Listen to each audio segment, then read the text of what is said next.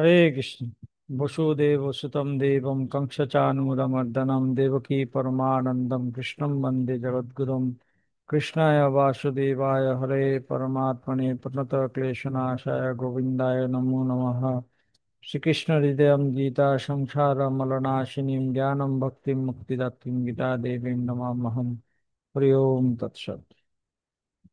তো আমরা এই সিরিজে আলোচনা করছি ভগবদ গীতা সম্বন্ধে আমাদের সমাজে যে সমস্ত ভুল ধারণা বা বিভ্রান্তিগুলো আছে সেগুলোকে সমাধান করার জন্য চেষ্টা করছি। তো ইতিমধ্যে আমরা অনেকগুলো এই ধরনের ভিডিও দিয়েছি আমাদের চ্যানেলে। আজকেও আমরা এরকম একটি ধারণা নিয়ে আলোচনা করব। তো আপনাদেরকে রিকোয়েস্ট করব, আপনারা যারা আমাদের চ্যানেলটি এখনো সাবস্ক্রাইব করেননি, দয়া করে আমাদের চ্যানেলটি সাবস্ক্রাইব করে আমাদের সাথে থাকবেন। তো আমরা আজকে যেই বিষয়টা আলোচনা করব, অনেকের মধ্যে একটা ধারণা আছে। অনেকে বলে, আমার তো ছোট গীতা আছে আমার ঘরে, আমি তো ছোট গীতা প্রতিদিন পড়ি, বড় গীতা কি পড়তে হবে? বড় গীতা পড়ার কি দরকার আছে? গীতার শ্লোক তো সব তো সেম না।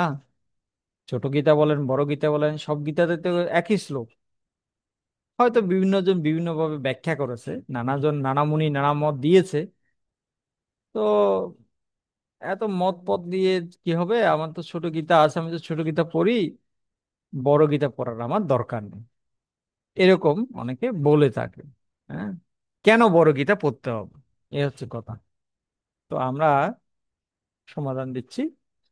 আলোচনা আমাদের আলোচনাটা আপনারা শুনবেন, শুনে যদি মনে হয় যে গ্রহণযোগ্য, যুক্তিপূর্ণ, তাহলে আপনারা গ্রহণ করতে পারেন। আর যদি আপনার ভালো না লাগে, আপনি গ্রহণ নাও করতে পারেন, সেটা আপনার ইচ্ছা। তো প্রথম কথা হচ্ছে, আপনি যে গীতাই পড়ুন না কেন, সেটা ছোট গীতা হোক বা বড় গীতা হোক, সেটা অবশ্যই একটা ভালো কাজ। হ্যাঁ, কারণ আপনি ভগবানের কথা পড়ছেন, ভগবানের বাণী আপনি পড়ছেন। খুব ভালো। সেটা ছোট গীতা হোক বড় গীতা হোক, যে গীতাই আপনি পড়েন না কেন, সেটা খুব ভালো অভ্যাস, ভালো ভালো কর্ম। হ্যাঁ, তাতে আমরা উৎসাহ প্রদান করি। কিন্তু একটা কথা কি, যদি আমরা ভগবানকে ভালোবাসি, হ্যাঁ, বা গীতাকে ভালোবাসি, তখন আমরা স্বাভাবিকভাবে গীতা সম্পর্কে, ভগবান সম্পর্কে আরো বিস্তারিত জানতে চাই।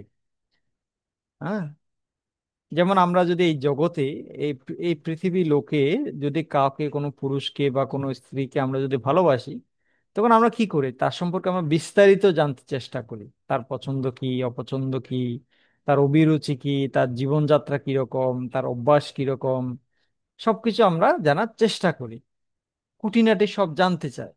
সেরকম আমরা যদি আসলেই ভগবান কৃষ্ণকে ভালোবাসি, আসলেই যদি আমরা গীতাকে ভালোবাসি, তাহলে আমরা কেবল ছোট পকেট সাইজের গীতা পড়েই আমরা সন্তুষ্ট থাকতে পারবো না। আমাদের মধ্যে স্বাভাবিকভাবে একটা তীব্র বাসনা জন্মাবে আরো বেশি জানার জন্য কৃষ্ণ সম্পর্কে, আরো বেশি জানার জন্য গীতা সম্পর্কে। সেজন্য যে কোনো গীতা এমনি পড়তে পারেন, সেটা আপনার ইচ্ছা। কিন্তু যারা গীতা প্রেমী, তারা গীতার উপর বিস্তারিত জানতে চান, নিজেকে আরো বেশি সমৃদ্ধ করতে চান, গীতার গভীরে প্রবেশ করতে চান।